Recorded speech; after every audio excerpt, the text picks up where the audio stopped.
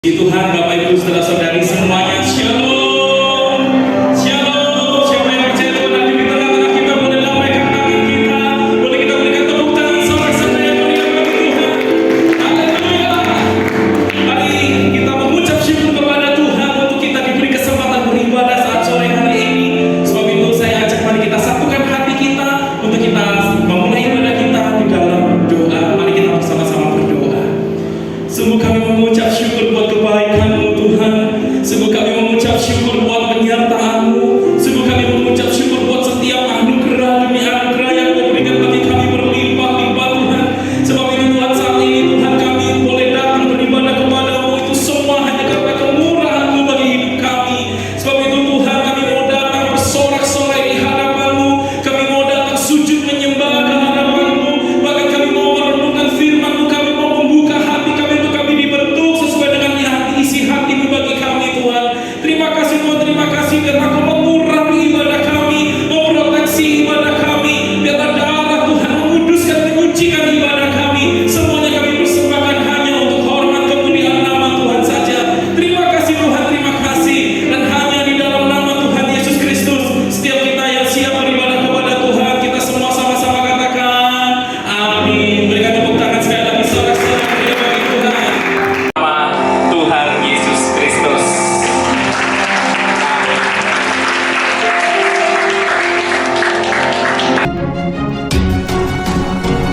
GBI Gideon ada karena Tuhan yang mengutus. GBI Gideon ada untuk menyelamatkan yang terhilang. GBI Gideon ada untuk membangkitkan iman kita semua bahwa sungguh Tuhan selalu menyertai kita apapun musim hidup kita. The Lord is with us. Dan itu semua digenapi melalui Tuhan kita Yesus Kristus, Immanuel, Allah menyertai kita. Sekarang, marilah kita bergandengan tangan menjadi Mega Church Pentakosta yang sehati menuntaskan amanat agung Tuhan Yesus Kristus.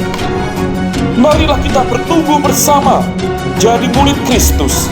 Biarlah GBI Gideon menjadi rumah kita bersama, rumah penyembahan, rumah persekutuan, rumah pengajaran, rumah pelayanan, rumah penginjilan. Mari bangkit dan maju bersama pahlawan Kristus. The Lord is with us.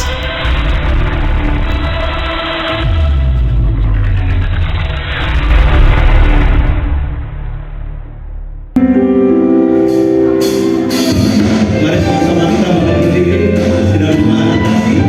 Saudara kita semua berdiri.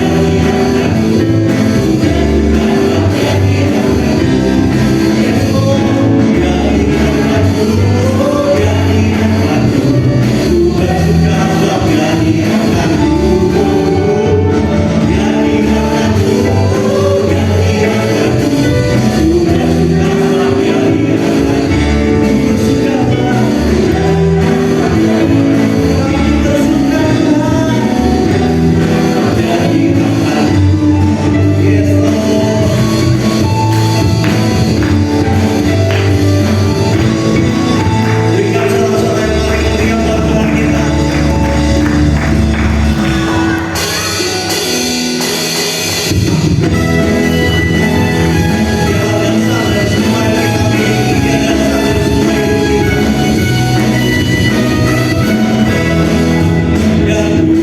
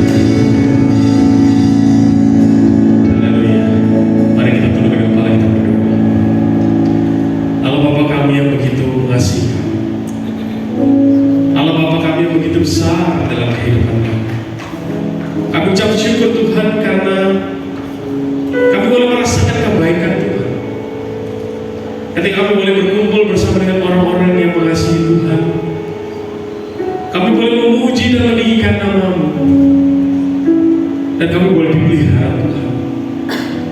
Satu kesempatan kami boleh merasakan pemeliharaan Tuhan adalah ketika kami boleh disapa oleh Tuhan oleh kebenaran firman.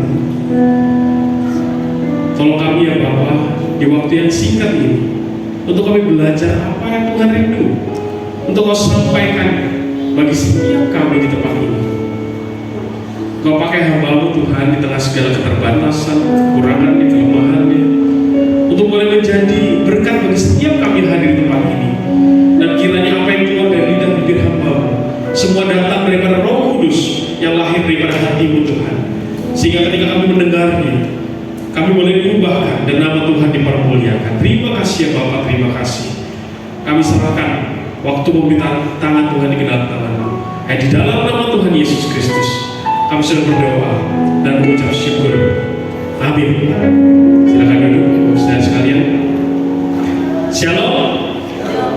Ya, walaupun memang di luar katanya ada karnaval dan lain sebagainya, yang membuat mungkin sebagian daripada orang gitu ya takut untuk keluar, tetapi bersyukur berarti Bapak Ibu Saudara-saudara adalah orang-orang yang setia gitu ya. Walaupun mungkin ada yang dekat rumahnya, mungkin ada yang jauh, tetapi bersyukur bisa berkumpul kembali di tempat ini. Saya senang sekali diberikan kesempatan oleh Isai ya, dengan gereja GBI Gideon tempat ini untuk boleh menyampaikan kebenaran firman Tuhan.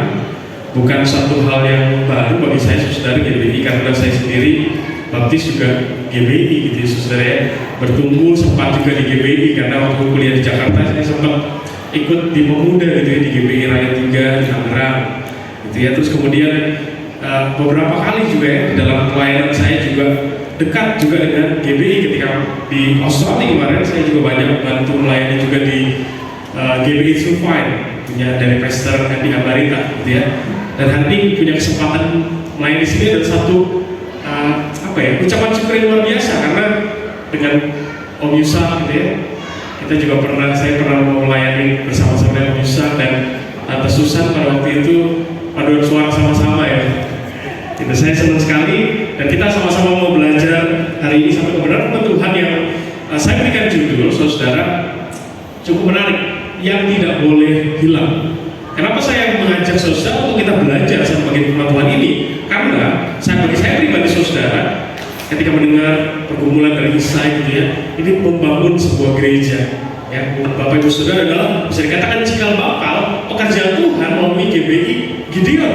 Dan hari ini saudara ada satu hal yang mungkin gak boleh hilang di dalam kehidupan kita ketika kita melayani Tuhan di dalam jemaat Tuhan. Nanti kita akan belajar bersama-sama, dan saya akan membacakan bagian firman Tuhan yang terambil dari Wahyu 2 saudara.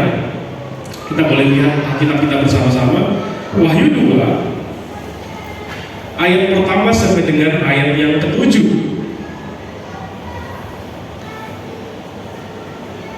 Ya, Wahyu 2 ayat pertama sampai dengan ayat 7 saya sudah cantumkan di sana, saudara. Saya akan bacakan bagi kita semua, dan saya menggunakan Alkitab LAI terjemahan baru yang kedua. Mungkin ada sedikit perbedaan dengan Alkitab LAI terjemahan yang pertama, saudara. LAI memberikan judul kepada jemaat di Efesus, demikian bunyi firman Tuhan. Tuliskanlah kepada malaikat jemaat di Efesus, inilah firman dari Dia yang memegang ketujuh bintang itu di tangan kanannya dan berjalan di antara ketujuh kaki pelita emas itu. Aku tahu segala pekerjaanmu, baik jeripayahmu maupun ketabahanmu.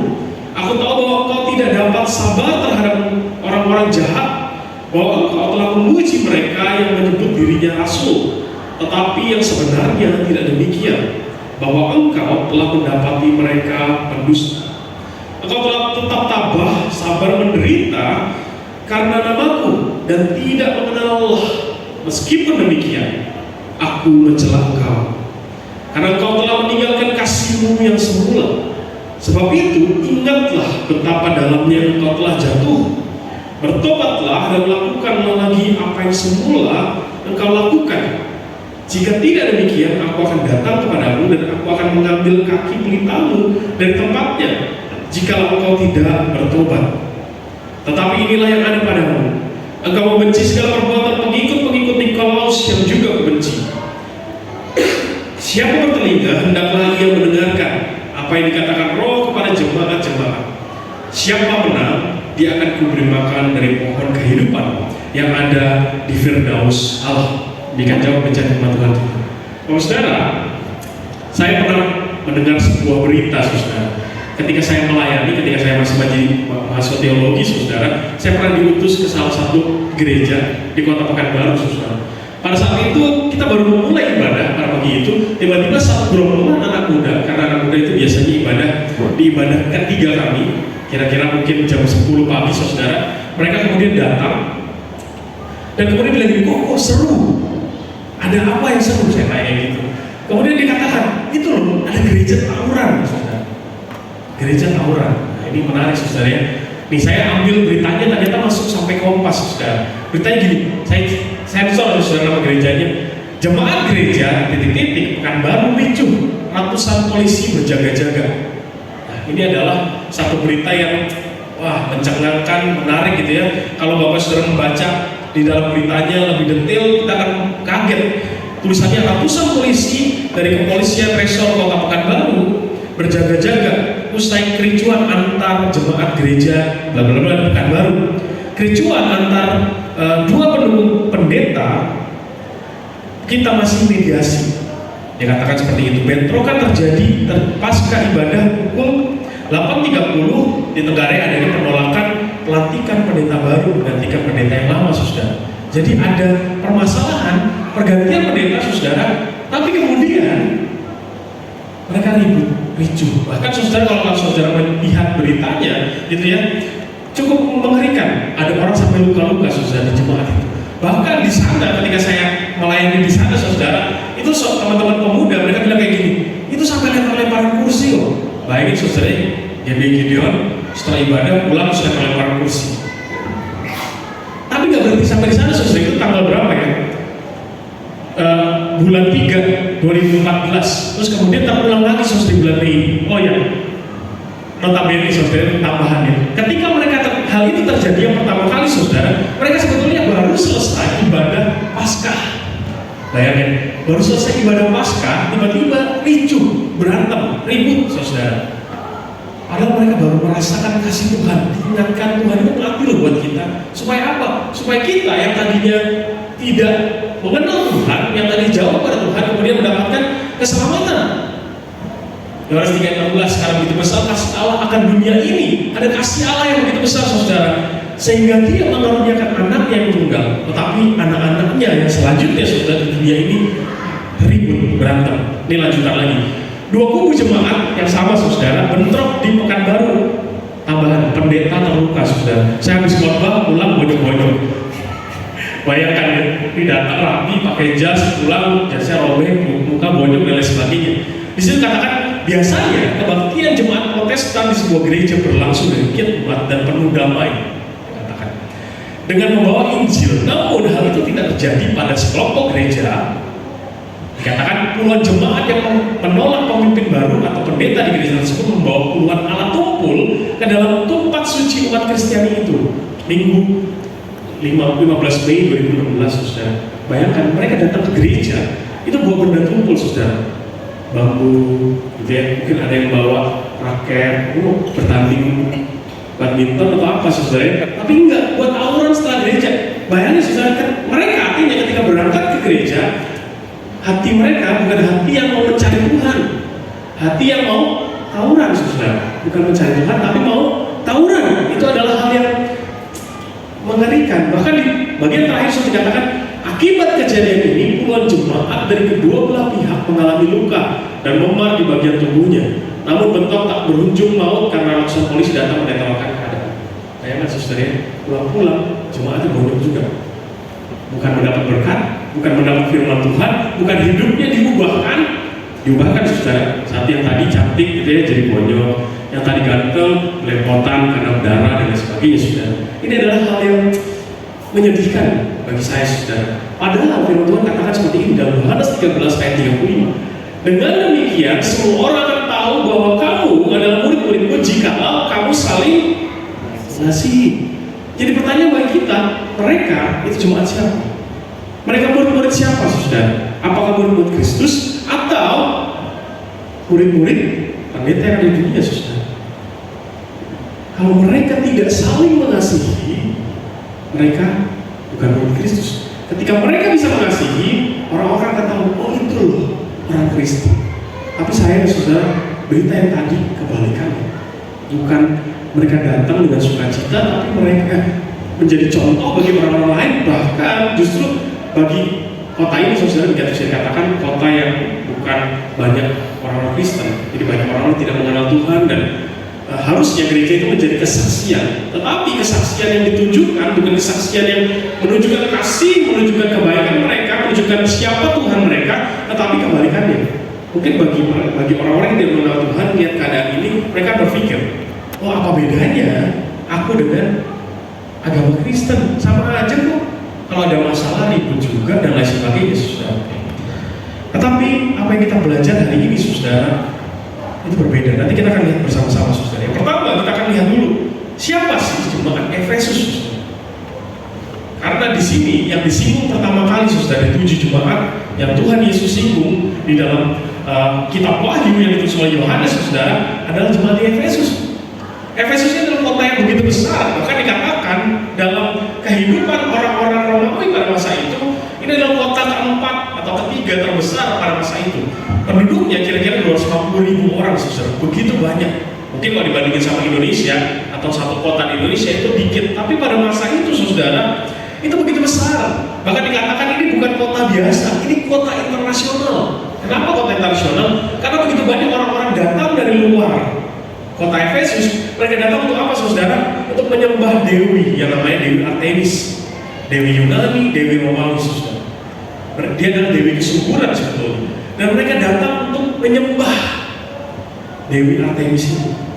Jadi kota ini kota luar biasa. Di sana juga adalah pusat yang dikatakan dengan pusat mistis, saudara. Kenapa dikatakan pusat mistis? Di sana kumpul begitu banyak dukun. Jadi orang datang ke sana, mereka datang mungkin minta pesugihan, kalau zaman sekarang saudara minta ini, minta itu dan sebagainya, supaya bisnis mereka lancar dan sebagainya. Mungkin mereka harus membunuh orang yang mereka benci dan sebagainya. Mereka datang ke sana. Ini adalah gambaran kehidupan di kota Efesus pada waktu itu. Tetapi kemudian Paulus datang menyebarkan Injil di sana dan menjadi satu gereja yang luar biasa, saudara. Bahkan firman Tuhan kalau kita baca di dalam Kisah Para Rasul dikatakan se-Asia kecil, saudara, mereka itu mengenal Tuhan dari apa? Kehidupan jemaat-jemaat di Efesus. Jadi saking luar biasanya kehidupan kerohanian mereka itu sampai jadi berkat luar biasa dari berkat pelayanan Paulus, saudara.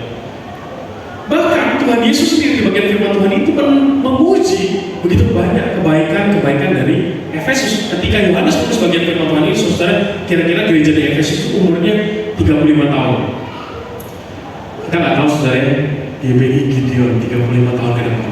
Saya kira percaya ketika Tuhan berkarya di sini, ada Roh Kudus di dalamnya, kita akan menjadi seperti tadi visi ya.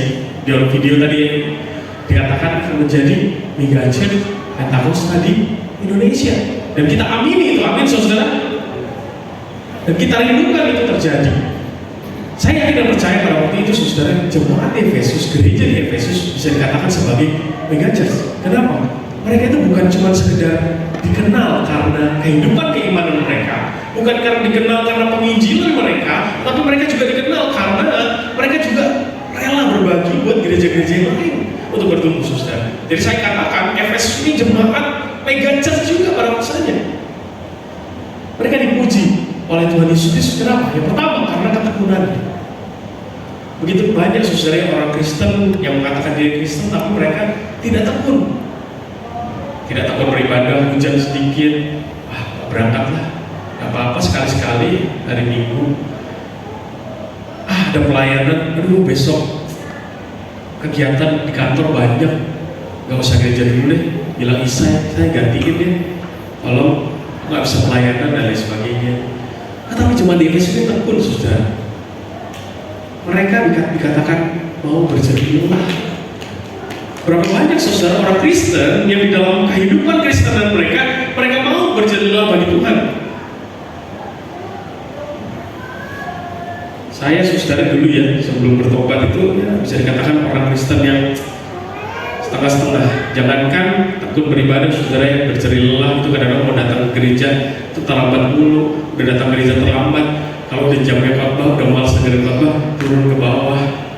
Itu yang malas dengerin firman Tuhan dan lain sebagainya, malas untuk diminta melayani karena mendingan menikmati hidup dengan cara yang lain, saudara. Tapi kemudian mereka tidak toleransi pada pengajaran salah, rasul-rasul yang palsu, saudara. Jadi mereka itu secara doktrin punya doktrin yang baik juga. Mereka tahu yang mana yang benar, mana yang salah, saudara. Bahkan yang terakhir yang paling parah, saudara, yang mungkin sebagian daripada kita pun nggak punya, tabah dan sabar menerima. Kita tahu, saudara, ya, kehidupan orang-orang Kristen pada masa itu. Mereka bukan kehidupan yang nyaman, yang ibadah di dalam tempat yang bagus, gitu ya, yang kemudian tidak mendapatkan tantangan apapun dan lain sebagainya. Saya mungkin, saudara, konteks ini berbeda ya, di Indonesia. Kadang-kadang kita melihat juga di berita-berita ada gereja tidak diizinkan untuk beribadah dan lain sebagainya. Tetapi ketika saya melayani di Australia, saudara, kita lihat orang Kristen itu bebas sekali beribadah. Tidak ada yang protes, tidak ada yang akan mengusir mereka dari tempat ibadah dan lain sebagainya. Tetapi seringkali ketika ada pergumulan datang muncul gitu ya, ketika kita harus berkorban bayar harga di dalam pelayanan, kita mulai kendor. Tuhan janganlah kalau harus komitmen setiap minggu duduk di depan LCD misalnya. Aduh Tuhan jangan deh kalau setiap minggu harus main musik sebulan sekali aja dan sebagainya. Belum lagi kalau udah pelayanan tetapi kehidupannya tidak sesuai dengan apa yang kita harapkan, saudara. Bahkan kalau kita lihat kehidupan orang Kristen pada masa itu, saudara, mereka bukan cuma sekedar untuk tabah dan sabar, saudara, di dalam mengikut Tuhan, tetapi dalam penderitaan. Mereka ditinggalkan keluarga mereka. Mereka juga mungkin kehilangan pekerjaan karena iman mereka dan lain sebagainya. Tapi mereka dikatakan tabah dan sabar menderita. Ini adalah sebuah pujian, saudara. Siapa? Bahkan, saudara, ketika saya melihat list ini, saya pun sendiri merasa tersindir. Benar nggak sih saya yang melayani Tuhan full time? Saya tekun melayani Tuhan. Saya mau berjeri lelah bagi Tuhan. Saya mau tidak toleransi para pengajar yang salah. Atau saya sabar dan tabah menderita nggak sih dalam pelayanan? Belum tentu, saudara. Tetapi jemaat di Efesus, Tuhan tuh katakan atau berikan pujian yang sedemikian rupa. Ini adalah pujian yang begitu luar biasa, yang indah, saudara. Tetapi mereka dicela oleh Kristus. Apa celaannya, saudara? Dikatakan mereka telah kehilangan kasih yang semula. Kasih yang semula. Simpel. Mereka tekun, mereka mau berjeli lelah, mereka tidak toleransi pada pengajaran yang salah, mereka tabah dan sabar menderita. Tuhan, kurang apa lagi? Setelah 35 tahun susah perjalanan mereka mungkin, dan Tuhan sendiri melihat mereka kehilangan kasih mereka semula. Nanti kita akan lihat, saudara, kasih seperti apa yang hilang. Nah, ini saudara dalam bahasa asli menggunakan kata ten, agapen, soten, proten, apekas, saudara. Proten di sini, saudara, dikatakan ini adalah sesuatu yang muncul sejak awal. Jadi the love you had at first. Ini adalah sesuatu yang agak tricky sebetulnya bagi orang Kristen zaman sekarang, saudara. Sebagai orang Kristen, sebagai besar orang Kristen mungkin ya di Indonesia adalah lahir di tengah-tengah keluarga Kristen, termasuk saya, saudara. Sehingga kadang-kadang ketika kita ditanya, ayolah kembali kepada kasihmu yang semula kepada Tuhan. Kasih yang mana sih? Gak pernah ada rasanya. Kayaknya dari lahir dibawa ke gereja, itu seperti anak saya di belakang, saudara, 7 bulan dibawa ke gereja. Apakah dia mengenal Tuhan? Belum tahu. Tapi mungkin dia akan besar bersama-sama dengan kami di gereja. Mungkin akan sulit bagi kita yang lahir di keluarga Kristen bertanya, kapan sih aku punya kasih yang semula itu pada Tuhan? Momennya seperti apa? Kalau saudara nggak pernah ngerasain, itu jadi pertanyaan. Apakah benar saudara mengasihi Tuhan atau karena keluarga? Jadi kita harus cari momen pertobatan kita, saudara. Solusinya bagaimana? Yang pertama dikatakan, ingatlah betapa dalamnya engkau telah jatuh, bertobatlah dan lakukanlah lagi apa yang semula engkau lakukan.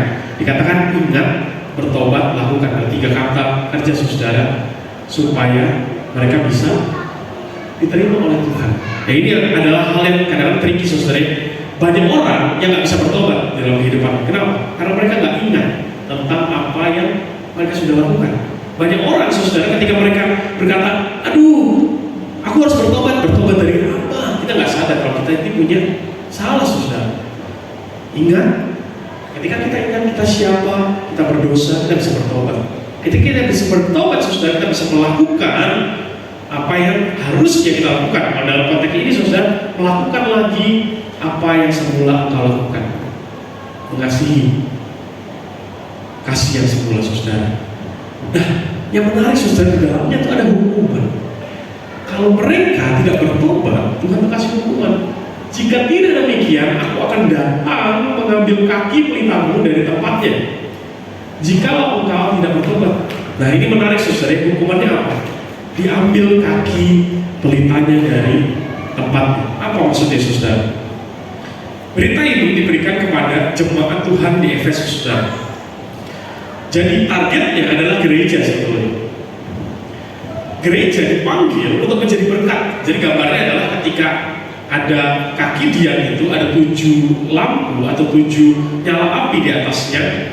Itu adalah menggambarkan gereja-gereja yang disindir oleh Tuhan Yesus Kristus di dalam Wahyu. Ketika lampu itu bersinar, dia bisa menyinari atau menerangi sekitarnya, saudara. Ketika lampu atau pelita itu diambil oleh Allah, gereja Efesus ini dikatakan atau bisa diterjemahkan sebagai gereja Efesus tidak punya lagi kuasa atau penyertaan Tuhan untuk mereka bisa jadi berkat bagi orang lain. Ini ada hukuman yang mengerikan, saudara. Bayangkan ketika kita tidak punya kasih, terus kemudian Tuhan katakan, "Hei GBI Gideon, kalau kamu tidak kembali kepada kasih yang semula, kamu gak bisa jadi berkat bagi banyak orang." Tetapi ada reward juga, saudara. Bukan cuma hukuman, tetapi ada reward. Rewardnya apa? Siapa yang menang, dia akan kuberi makan dari pohon kehidupan yang ada di Firdaus Allah. Pohon kehidupan itu apa, saudara? Karena Tuhan katakan ya, siapa yang makan dari buah kehidupan, mereka tidak akan mati. Artinya apa, saudara? Mereka yang setia, bertobat, tetap hidup di dalam kasih yang semula, mereka akan mendapatkan kehidupan kekal. Loh, kita akan percaya kepada Tuhan sudah mendapatkan kehidupan kekal. Kenapa kita harus tetap hidup dalam kasih yang semula? Mungkin kalau kita lihat kayak kontradiksi ya Bapak Saudara, tetapi enggak. Ya saya mau ajak lihat adalah seperti ini. Ketika kita mengasihi Tuhan, kita menerima Tuhan sebagai juru selamat kita bisa dikatakan memiliki kasih itu kepada Tuhan. Ketika kita tidak mengasihi Tuhan, sebetulnya kita menjadi pertanyaan bagi kita, apakah kita sudah sungguh-sungguh mendapatkan kebenaran atau mendapatkan anugerah keselamatan itu? Ketika kita tidak lagi bisa mengasihi Tuhan dengan cara yang semula, kita nggak akan lagi, atau bisa dikatakan kita adalah orang-orang yang sebetulnya belum menerima keselamatan itu. Orang yang punya keselamatan, mereka akan terus punya api kasih yang menyala di dalam hati mereka, saudara. Jadi apa yang kita bisa pelajari hari ini? Ini poinnya, saudara. Tetaplah memiliki kasih yang semula. Kasih seperti apa? Kita akan lihat sama-sama, saudara. Kebaikan adalah norma universal, tapi banyak orang melakukan kebaikan tanpa kasih. Orang percaya melakukan segala sesuatu berdasarkan kasih. Banyak, saudara ya. Ini lagi ramai soal pilkada, saudara. Beberapa waktu lalu saya ngomong soal pilkada, kita lihat di TV, ramai orang menentang soal pilkada. Beberapa waktu lagi, saudara, kita akan melihat semakin banyak baliho-baliho itu ditempel. Mungkin di sepanjang jalan dari Tidar di atas ini sampai ke Galunggung, nanti kalau kita lihat foto-foto banyak orang, saudara. Mereka akan menunjukkan kebaikan-kebaikan mereka, saudara. Mereka mungkin akan kasih bantuan, mereka akan kasih pertolongan, mereka akan kasih pengobatan gratis dan lain sebagainya. Tetapi bukan karena kasih, tetapi karena pengen dipilih, saudara. Tetapi yang membedakan orang Kristen, orang percaya dengan mereka, saudara, katakan adalah kita, orang percaya itu melakukan segala sesuatu berdasarkan kasih. GBI Gideon di sini berdasarkan kasih. Kasih kepada jemaat-jemaat Tuhan, kasih kepada orang-orang yang belum mengenal Tuhan, kasih kepada jemaat-jemaat Tuhan mungkin yang tinggal di sekitar sini untuk menjangkau mereka dan sebagainya. Ini adalah sesuatu yang harus kita ingat bersama-sama, saudara. Markus 12 ayat 30-31 berkata demikian. Kasihilah Tuhan Allahmu dengan segenap hatimu dan segenap jiwamu dan dengan segenap akal budimu dan dengan segenap kekuatanmu. Dan perintah kedua ialah kasihilah sesama manusia seperti dirimu sendiri. Tidak ada perintah lain yang lebih utama dari kedua perintah ini. Jadi kalau pertanyaannya, kasih yang mana sih Tuhan yang harus kembali? Kalau saya membaca tafsir dikatakan itu adalah kasih kepada Tuhan, saudara. Jemaat Efesus dibekali hal-hal yang luar biasa, pelayanan mereka dikenal sampai keluar, saudara. Penginjilan mereka, pelayanan mereka, mungkin kalau zaman sekarang itu ada gereja yang punya bandnya terkenal sampai ke kota-kota lain, sampai ke mancanegara bahkan, saudara. Tetapi ketika kita berkata soal kasih kepada Tuhan, itu nggak bisa berhenti kepada kasih kepada Tuhan saja. Ini satu set bahwa ketika kita berkata aku mengasihi Tuhan, ini juga berkata juga aku mengasihi sesama. Amin, saudara. Enggak amin. Amin. Amin. Saudara-saudara yang mengamin ini berarti 1 Yohanes 4 ayat 20 dikatakan, jikalau seorang berkata aku mengasihi Allah dan ia membenci saudaranya, maka ia adalah pendusta. Ketika dia mengatakan aku mengasihi Allah tapi dia membenci saudaranya, dikatakan ia adalah pendusta. Maksudnya apa pendusta, saudara?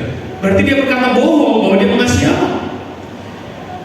Karena barang siapa tidak mengasihi saudaranya yang dilihatnya tidak mungkin mengasihi Allah yang tidak dilihatnya. Jadi satu paket. Aku mengasihi Tuhan, buktinya apa? Aku mengasihi sama. Aku mengasihi Tuhan, tapi kok kamu gak mengasihi sama? Berarti kamu bohong. Kira-kira kayak gitu, saudara. Secara gampang. Jadi kita harus kembali kepada kasih kepada Tuhan dan kasih kepada sesama. Contohnya saudara kepada Tuhan, iman dan percaya kepada Kristus, ketundukan, ketaatan, doa, persekutuan kita, membaca dan memahami firman, bersyukur, memuji, taat kepada perintah Tuhan. Itu adalah bentuk kasih kita kepada Tuhan, saudara. Lalu kasih kita kepada sesama itu apa? Kasih tanpa syarat, kita menolong orang bukan karena ada maunya. Kasih dengan tindakan nyata, bukan ngomong, oh iya aku mengasihimu. Begitu teman kita jatuh, itu urusanmu, bukan mengasihimu, urusanmu, saudara. Mendoakan sesama kita, mendengarkan orang lain, mengampuni, berdamai, membantu tumbuh dalam iman, berbagi kabar baik, saudara. Ini adalah bentuk mengasihi Tuhan dan mengasihi sesama. Kita lihat ya.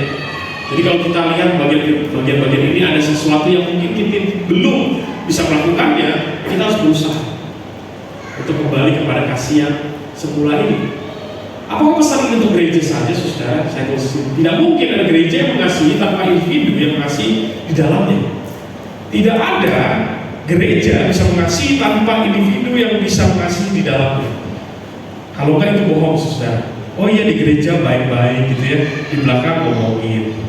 Di gereja gini-gini, di belakang menjatuhkan dan lain sebagainya. Gak mungkin.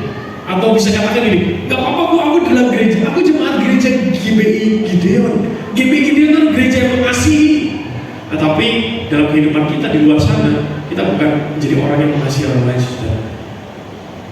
Dan misalnya GBI Gideon dikenal orang sebagai gereja yang mengasihi Tuhan.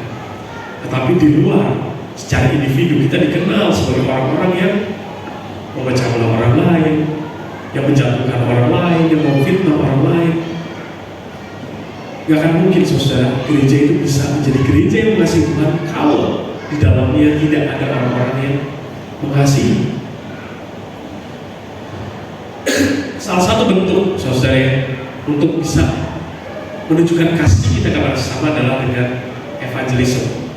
Dalam satu tafsiran, Bale dan David Campbell, saudara, dikatakan this is, maksudnya bagian firman Tuhan ini, a reference to those days in which the entire province of Asia heard the word of the Lord through Paul and Ephesian Church. Jadi pada masa itu, saudara, mereka atau gereja-gereja di luar gereja-gereja Efesus atau di Asia kecil itu mengenal tentang berita keselamatan atau firman Tuhan melalui Paulus dan gereja di Efesus.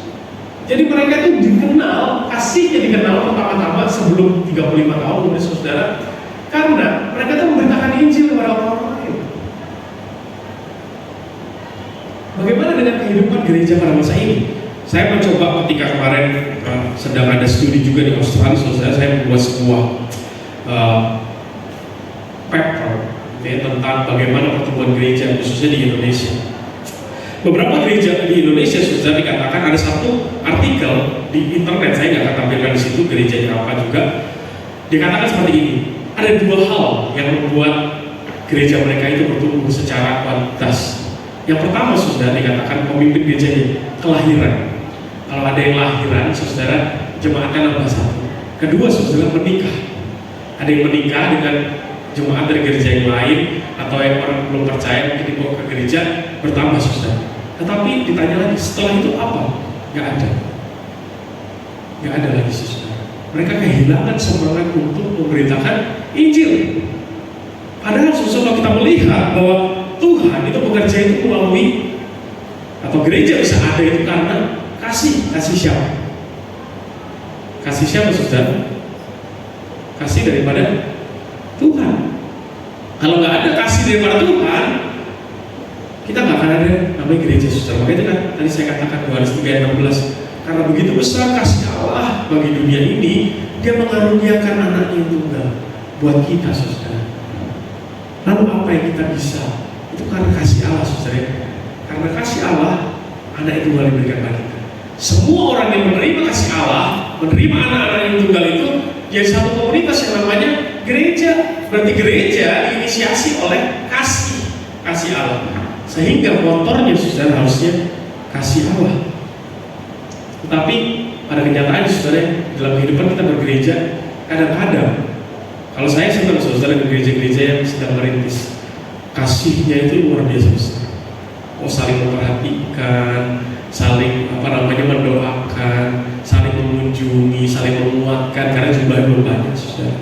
Tapi ketika Tuhan percayakan jemaatnya lebih besar lagi, sekarang kita lupa. Yang paling utama adalah, nggak bisa, itu nggak sesuai dengan tata gereja kita. Nggak bisa, itu nggak sesuai dengan tradisi gereja kita. Nggak bisa, dan lain sebagainya saudara. Makanya saya tulis seperti ini. Landaskanlah setiap kegiatan, pengajaran, kebijakan, rancangan dan anggaran bukan saudara dengan kasih kepada Tuhan dan sesama. Saya masih ingat saudara, dosen saya namanya pendeta Nathanael Candi mengajar manajemen gereja pada waktu itu. Dia katakan ada satu ujian saudara. Ujian itu dia katakan gini, kalau ada jemaat Tuhan baru datang ke gereja, baru datang 2-3 kali, terus kemudian dia dinyatakan ada sakit kanker, dan kalian beribadah dalam gereja yang cukup punya dana, apa yang kamu lakukan? Pilihannya jawabannya adalah tidak tolong sebagian, tolong sepenuhnya saudara. Terus dikasih alasannya kenapa. Jadi landasan teologis kita harus tulis saudara. Terus kemudian setelah kita jawab pertanyaan itu saudara, minggu depan ya pendeta Candi ini cerita lagi. Kejadian nyata di dalam gereja ini sudah ada jemaat yang nggak pernah datang, baru beberapa kali datang, kemudian dia dinyatakan sakit kanker dan butuh biaya pengobatan. Jumlahnya besar, sudah 80 juta. Terus gereja harus berbuat seperti apa? Pada waktu itu perdebatannya sungguh luar biasa katanya saudara. Dia bilang nggak bisa, anggaran kita udah mentok, nggak bisa dikotak-atik dan lain sebagainya. Tetapi pada akhirnya saudara, gereja tersebut mengatakan kita bantu sepenuhnya. Kenapa? Karena yang paling utama adalah kasih kita kepada orang-orang di dalamnya, bukan kepada gerejanya. Banyak gereja, khususnya yang manajemen gereja pada masa ini, yang paling penting LED harus ada, nolong jemaat nanti dulu saudara. Yang ini harus ada, nolong jemaat nanti dulu. Yang ini harus ada, aturan ini, aturan itu dan sebagainya. Tetapi kemudian kita tidak lagi bisa mengasihi. Maka itu kenapa zaman sekarang saudara banyak orang-orang yang meninggalkan Tuhan. Saya mengingat sebuah kisah saudara tentang Mahatma Gandhi. Mungkin saudara pernah dengar. Dia adalah satu tokoh yang mengagumi Yesus Kristus. Mungkin saudara pernah dengar ya kisah ini. Dia tuh mengagumi Yesus Kristus. Dia baca Alkitab saudara, dan dia rindu untuk mengenal murid-murid daripada Yesus Kristus. Jadi dia memikirkan dan memutuskan pada hari tersebut dia datang ke gereja. Kita lihat ya Mahatma Gandhi pakainya seperti apa saudara? Cuma pakai kain gitu kan saudara, karena dia bukan golongan yang tinggi di dalam strata orang India saudara. Terus kemudian kita sampai di gereja, dia diusir saudara. Katakan ini bukan tempatmu, pergi. Lalu dia bikin statement yang cukup menohok seperti bagi orang Kristen. Dia katakan seperti ini, aku suka dengan Yesusmu, tapi aku tidak suka dengan orang Kristen. Cuma gara-gara dia datang dengan pakaian seadanya, itu yang belum terkenal pada masa itu. Terus kemudian dia dari golongan yang bukan bisa diterima mungkin dengan orang-orang yang kalangan baik bagi gereja-gereja di dunia pada masa itu, dia diusir ke saudara. Bayangkan, Mahatma Gandhi itu punya pengaruh yang luar biasa dalam sebuah agama ya saudara. Bayangkan kalau pada waktu itu dia datang ke gereja, terus kemudian disambut dengan ramah, selamat datang, shalom, silakan masuk, dia ditentukan di tempat yang depan. Setelah selesai kita ngobrol di belakangnya, dikasih snack, kasih minuman. Mungkin Mahatma Gandhi akan menjadi satu tokoh yang besar dalam kekristenan saudara. Tapi sayangnya enggak. Kenapa? Karena orang-orang Kristen pada masa itu di tempat itu saudara tidak menunjukkan kasih mereka kepada Mahatma Gandhi. Bagaimana dengan kehidupan kita saudara? Saya kira percaya Tuhan mungkin akan terus gerakan dan pertumbuhkan GBI di tempat ini. Amin. Kita nggak akan tahu tahun depan, 2 tahun lagi, 5 tahun lagi, jumlahnya pasti akan berkali lipat dari yang ada duduk di tempat ini sekarang. Tapi jangan jangan lupa saudara, nggak ada satu hal yang nggak boleh hilang. Kasih. Tanpa kasih saudara, gereja kehilangan motornya. Di dalam kekristenan kasih tidak boleh hilang. Bahkan kita ada karena kasih sebagai dasar dari inisiatif Bapa untuk memutus anaknya menebus dosa kita. Setiap pelayanan dan tindakan orang percaya harus dihiasi oleh kasih. Ya saudara, love is the essential fuel or energy for the church journey. Jadi saya selalu mengatakan gereja itu seperti mobil, saudara. Mobil itu harus diisi dengan bahan bakar, dan bahan bakarnya itu spesial, saudara, betul ya? Bensin, yang bensinnya macam-macam, saudara, mereknya, tipenya, oktannya berapa, levelnya itu beda-beda. Tetapi satu, bensin minyak, saudara. Ya sekarang ada mobil listrik harus diisi dengan listrik. Gereja bahan bakarnya adalah kasih. Kalau kita isi dengan yang lain, saudara, gereja kita nggak akan bisa jalan. Ingat, gereja bahan bakarnya adalah kasih. Kalau kita isi dengan yang lain, nggak akan bisa jalan. Kalau kita isi dengan uang, mungkin gedung gereja ada, tapi apakah gereja bisa berjalan sesuai dengan apa yang menjadi kehendak Tuhan? Saya yakin enggak, saudara. Kalau gereja diisi dengan orang tanpa kasih, apakah gereja bisa jalan? Kalau gereja diisi dengan segala macam fasilitas tanpa kasih, apakah gereja bisa jalan? Nggak bisa, saudara. Gereja itu sama seperti mobil, yang saya ibaratkan. Kita jalan butuh yang namanya kasih. Kasih daripada Tuhan, dan kita untuk kita bisa terus berjalan maju, kita harus punya kasih. Kalau GBI Gideon mau diberkati Tuhan luar biasa, yang harus dan gak boleh hilang dalam gereja ini adalah kasih. Kasih kepada sesama. Tadi saya membacakan dari di dalam video itu bagus sekali. Rumah penginjilan, rumah untuk bisa menjangkau mereka yang terhilang, dikatakan seperti itu. Apa dasarnya, saudara? Kasih. Kalau tanpa kasih, kita nggak bisa menjangkau mereka. Karena kebutuhan dasar manusia, saudara, adalah keselamatan, pengampunan atas dosa mereka dan sebagainya. Jadi karena itulah dasar kita bisa menjangkau orang-orang sekitar. Mungkin banyak ya gereja-gereja yang ya nambah dikit-dikit nggak apa-apa lah. Nungguin aja kalau ada yang nikah, nungguin aja kalau ada yang lahiran.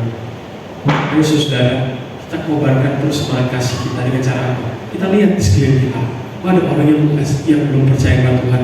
Ayo kita datangin, kita ajak main bersama-sama, mungkin kegiatan bersama-sama, kita tolong, mungkin kalau ada kerja bakti bersama-sama dengan lingkungan gereja kita ikut di sana, jangkau mereka, kasihi mereka, tolong mereka. Mudah-mudahan ini menjadi cara untuk kita bisa menjangkau lebih banyak orang dan terus bertumbuh di dalam kasih Tuhan.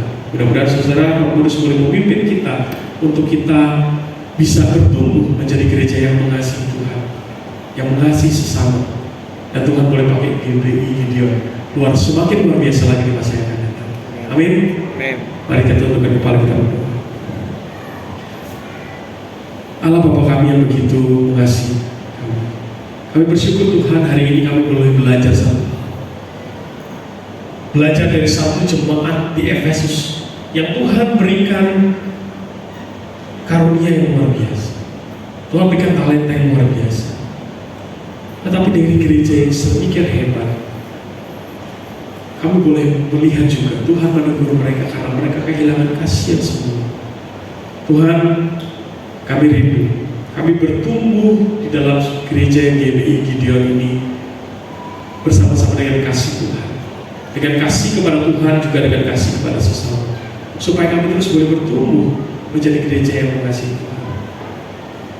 Ya Bapak, hamba-Mu berdoa bagi gereja Tuhan di tempat ini, Engkau yang akan pelihara Tuhan pertumbuhan gereja tempat ini. Engkau yang akan tambahkan orang-orang yang mengasihi Tuhan di kemudian hari. Engkau yang akan tambahkan hikmat, karunia, talenta di dalamnya, sehingga gereja GBI Gideon boleh menjadi berkat bagi lingkungan di mana Tuhan tempatkan. Tapi izinkan juga Tuhan, kasih Tuhan ini tetap menyala, dari menjadi pembeda gereja Tuhan tempat ini dengan yang lain adalah kasih Tuhan yang terus menyala-nyala. Dan ketika kasih Tuhan itu menyala-nyala, nama Tuhan dipermuliakan, dan kamu boleh menjangkau begitu banyak orang di sekeliling kamu untuk memuliakan nama Tuhan. Ya Bapa, firman-Mu telah selesai kabulkan. Kiranya benih firman Tuhan ini terus boleh tertanam dalam hati kami, lalu boleh bertumbuh dan berbuah. Dan ketika orang melihat buah-buah dalam kehidupan kami, mereka memuliakan nama Tuhan. Terima kasih ya Bapak, terima kasih. Hanya di dalam nama Tuhan Yesus Kristus kami sudah berdoa dan mengucap syukur. Amin. Selamat hari Minggu, Tuhan Yesus memberkati kita semua.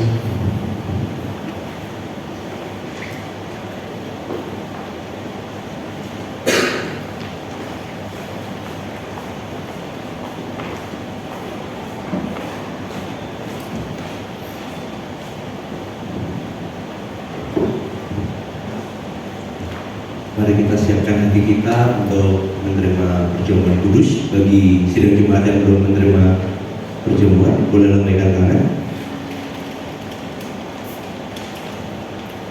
Baik, jika sudah kita siapkan hati kita,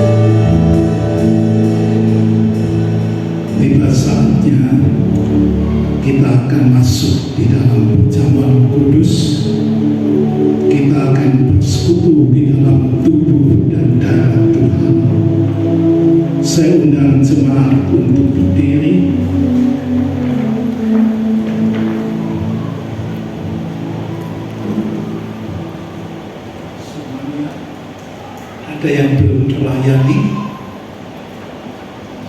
Kalau sudah,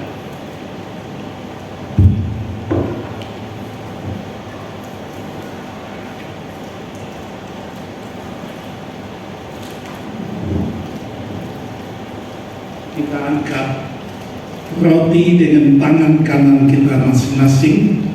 Kita dengarkan firman Tuhan. Tuhan Yesus pada malam waktu ia diserahkan mengambil roti, dan sesudah itu ia mengucap syukur atasnya. Ia memecah-mecahkannya dan berkata, "Inilah tubuhku yang diserahkan bagi kamu. Perbuatlah ini menjadi peringatan akan daku." Bukankah roti yang kita pecah-pecahkan adalah persekutuan dengan tubuh Kristus? Amin. Mari kita makan bersama dalam nama Yesus.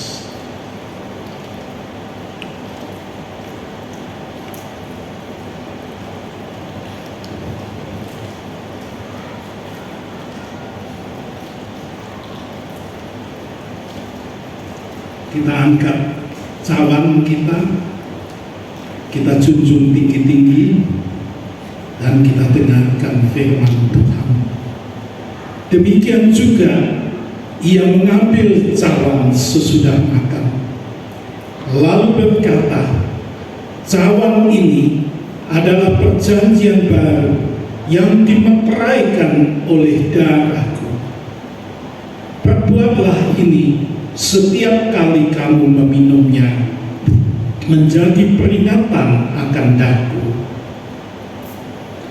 Bukankah cawan pengucapan syukur yang atasnya kita ucapkan syukur adalah persekutuan dengan darah Kristus? Amin. Dalam nama Yesus.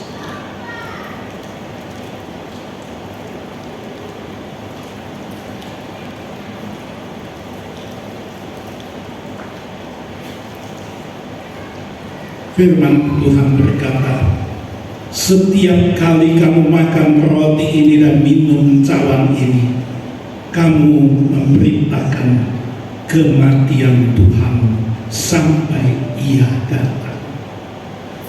Terima kasih Tuhan, bahwa hanya di dalam kasih anugerah Tuhan kami dapat memperingati pengorbanan Tuhan di atas kayu salib di Bukit Golgota sana. Kami dapat memperingati selalu akan kasih Tuhan yang luar biasa kepada umat manusia, kepada kami utamanya yang percaya kepada Tuhan. Engkau rela berkorban karena kasih Tuhan kepada kami.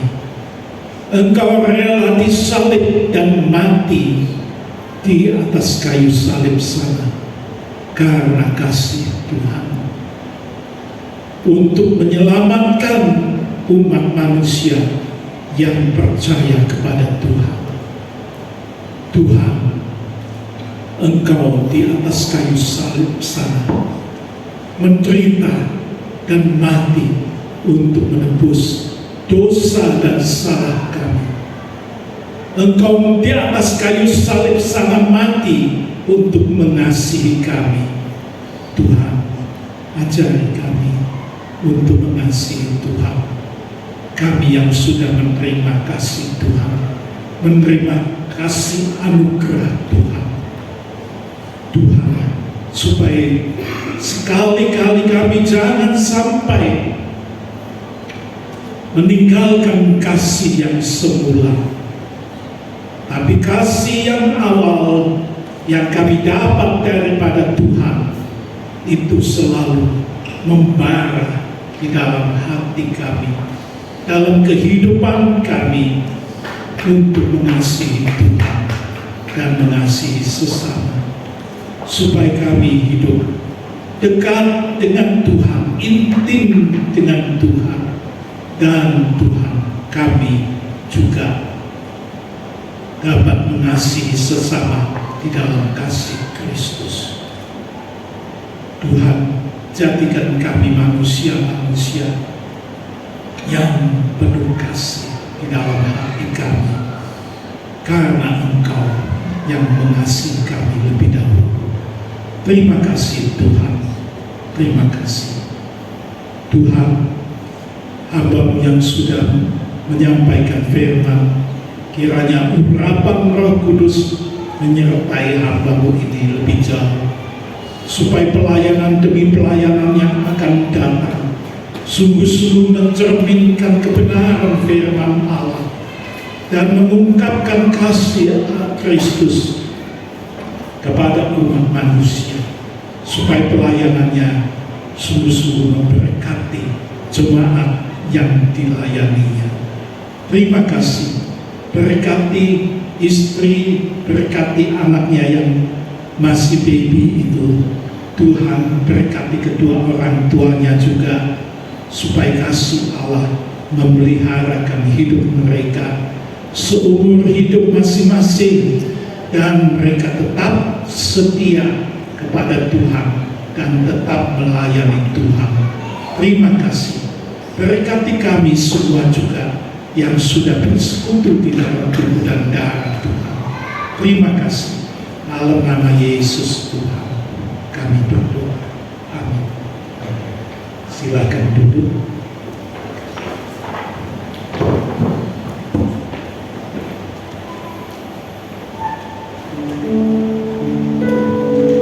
Mari kita siapkan persembahan kita. Kita mau berikan yang terbaik untuk Tuhan. Sebelumnya kita akan doa. Tuhan, terima kasih Bapak buat semua yang sudah Tuhan berikan dalam hidup kami. Sebentar kami mau memberikan yang terbaik yang kami miliki hanya untuk kemuliaan nama-Mu. Terima kasih Bapak.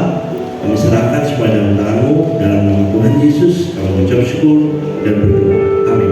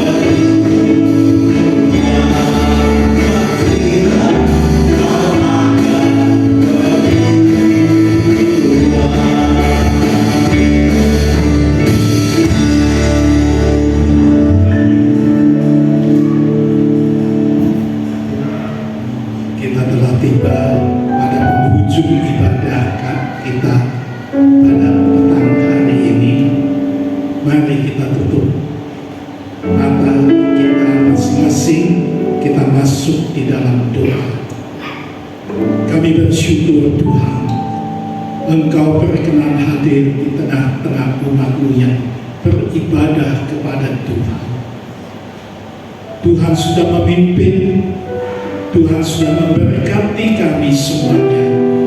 Terima kasih semuanya itu.